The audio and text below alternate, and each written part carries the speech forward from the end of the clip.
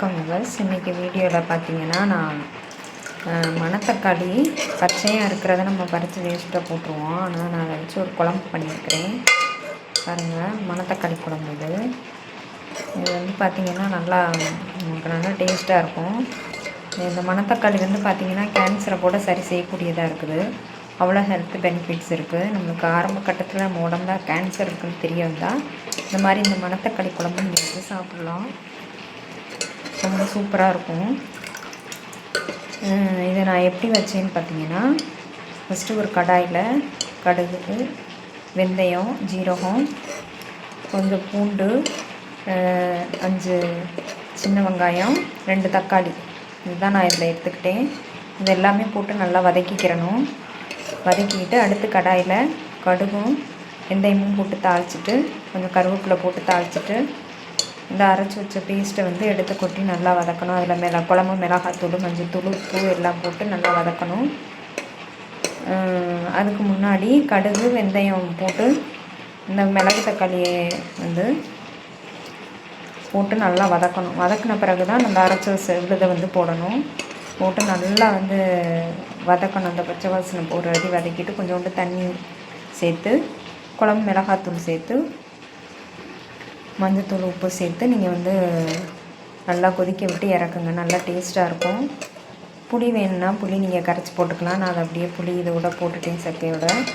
உங்களுக்கு நல்லா அதில் ஊற அந்த சாஸில் நல்லா கரைச்சும் போட்டிருக்கிறேன். அந்த சக்கையும் அதிலே போட்டிருக்கிறேன். இப்போ அதை ஊற அந்த சாஸ் அதில் இறங்கும். இறக்கையில் கொஞ்சோண்டு வெல்லம் போட்டு இறக்குனீங்கன்னா ஒரு சுவையான மிளகு தக்காளி குழம்பு ரெடி உங்களுக்கு. இதை அப்படியே சுட சுட சோறில் போட்டு நல்லா அப்பளம் 4 அப்பளம் வந்து நல்லா ஃப்ரை பண்ணி சாப்பிட்டிங்கன்னா உங்களுக்கு நல்லா டேஸ்ட்டாக இருக்கும். ஹெல்த்தியாக கொஞ்சம் பிக்கிள் கூட வச்சுக்கலாம்.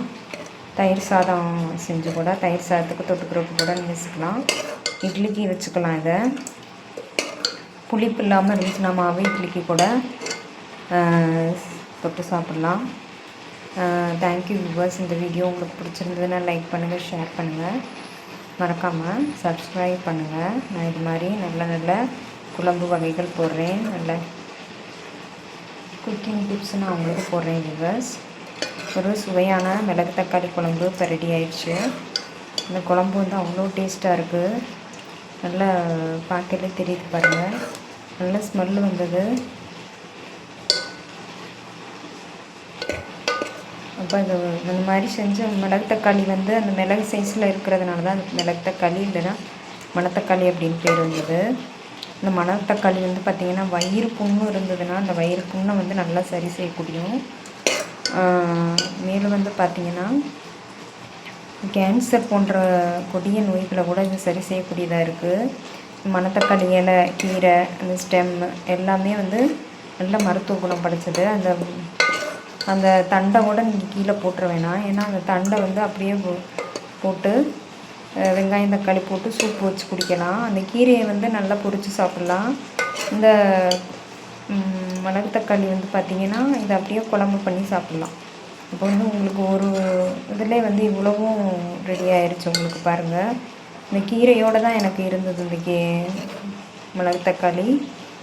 அப்போ வந்து பார்த்திங்கன்னா ஃபுல்லாக அந்த கீரையோட தக்காளி இருந்ததுனால நான் அதை போட்டு சாப்பிட்றதுக்கு ரொம்ப யூஸ்ஃபுல்லாக இருக்குது.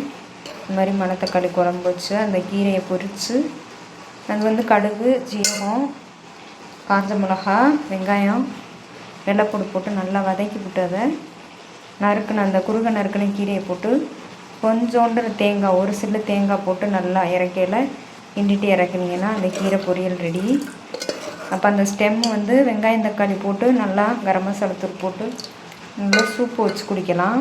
அதனால எதுவுமே வேஸ்டேஜ் கிடையாது உங்களுக்கு. இதில் எதையுமே தூக்கி போடாதீங்க, நல்லா யூஸ் பண்ணுங்கள். அவ்வளோ ஹெல்த் டிப்ஸ் இருக்குது இந்த மணத்தக்காளியில், கீரையில், அந்த தண்டில், அந்த